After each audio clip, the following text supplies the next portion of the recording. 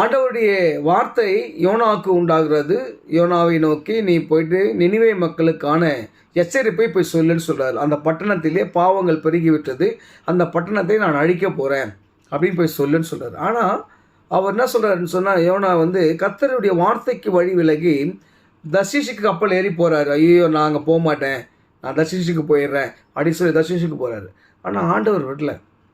என்ன பண்ணுறாருன்னு சொன்னால், அந்த அந்த கப்பல் பிரயாணப்படும் போது கடுமையான காற்றையும் அலைகளையும் உருவாக்குகிறார். அப்போது அவர்களால் அந்த கப்பல் அந்த துடுப்பு போட முடியல, எதிர்கொண்டு போக முடியல. அப்போது என்னடா இது இவ்வளோ சோதனைன்னு சொல்லிட்டு, நம்ம ஒருவேளை வெயிட் அதிகமாக இருக்கிறதுனால கப்பல் மூவ் ஆகலைன்னு சொல்லிட்டு தங்கள் வைத்திருந்த அந்த கோதுமை மணிகள் இதெல்லாம் எடுத்து கடலில் போடுறாங்க. அப்போ கூட அந்த அலைகள் நிற்கலை, அந்த கப்பலும் கொஞ்சம் கூட மூவ் பண்ணவே இல்லை. என்னடா இது எப்படின்னு யோசிக்கும் போது ஒரு சீட்டு போடுவோம், இது என்ன கர்த்தருடைய கோபம் ஏன் இது மாதிரி சொல்லிட்டு சொல்கிறாங்க. அப்போ சீட்டு போடும்போது யோனாவுடைய பேருக்கு விழுது.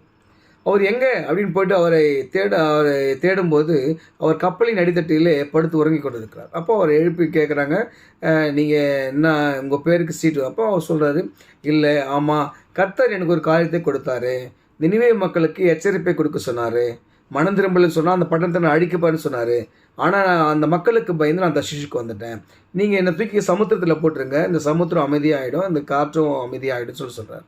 அவங்க எடுத்து சமுத்திரத்தில் போட்டுடுறாங்க. அந்த சமுத்திரத்தில் போட்டோடனே ஆண்டவர் கோவப்பட்டு நம்மள அந்த என்ன பண்ணுவோம், என் பேச்சை மீறி பண்ணலை அனுபவின்னு சொல்லுவோம். ஆனால் ஆண்டவருடைய கிருபை எவ்வளோ பெரியது பாருங்கள். ஆண்டவர் என்ன பண்ணுறாரோ ஒரு மீனுக்கு கட்டளைறாரு, யோனாவை போய் மீங்குன்னு சொல்லிட்டு சாப்பிடுன்னு சொல்ல, யோனாவை அப்படியே முழுவதுமாக மீங்கி 3 நாள் யோனா அந்த மீன் வயிற்றில் இருக்கிறான், விண்ணப்பம் பண்ணுறான், ஆண்டவர்கிட்ட பொருத்தனை பண்ணுறான், நீங்கள் எனக்கு கொடுத்த காரியத்தை நான் நிறைவேற்றுவேன், நான் போகிறேன் நினைவே வைக்கேன்னு சொல்லிட்டு. அப்போது ஆண்டவர் அந்த மீனுக்கு சொல்கிறாரு, நீ என்ன பண்ணு, கரையில் போய் கக்குன்னு சொல்கிறார். கரையில் போய் அதை யோனாவை முழுவதுமாக கக்கிட்டு. அப்போ யோனா எழுந்து நினைவேக்கு போயிட்டு அதனுடைய எச்சரிப்பின் செய்தியை சொல்கிறான். அந்த மக்கள் புசியாமலும் உண்ணாமலும் என்ன பண்ணுறாங்க, ரெட்டுடுத்தி அவங்களுடைய பாவங்களை கர்த்தரத்தில் வைக்கப்படுறாங்க. அந்த பட்டணம் ரட்சிக்கப்படுகிறது. எனக்கு அருமையானவர்களே, இன்று நாம் கர்த்தருடைய வார்த்தைக்கு எப்படி கீழ்ப்படுகிறோம் என்பது ரொம்ப ரொம்ப முக்கியம்.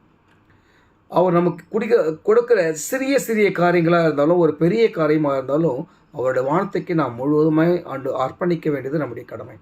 எனக்கு அருமையானவர்களே, நம்ம அப்படி அர்ப்பணித்துன்னு சொன்னால் நாமளும் என்ன பண்ணுவோம்னா கர்த்தருடைய பிள்ளைகளாக இருப்போம்.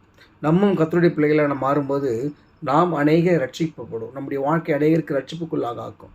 எனக்கு அருமையானவர்களே, விசுவாசிங்க, கர்த்தருடைய வார்த்தையை பற்றி கொண்டிருங்க. கர்த்தர் உங்களுக்கு சொல்கிற இடத்துக்கோ இல்லை சொல்கிற காரியத்தையோ பொறுத்துருங்க, கண்டிப்பாக செய்யுங்க. இதை செய்யுங்கன்னு உடனே சொல்கிறாருன்னா போய் செஞ்சுருங்க. கடவுள் கண்டிப்பாக உங்களை ஆசீர்வதிப்பார், பெரிய காரியங்களை செய்வார். கர்த்தர் உங்களை ஆசீர்வதிப்பாராக. ஆமென்.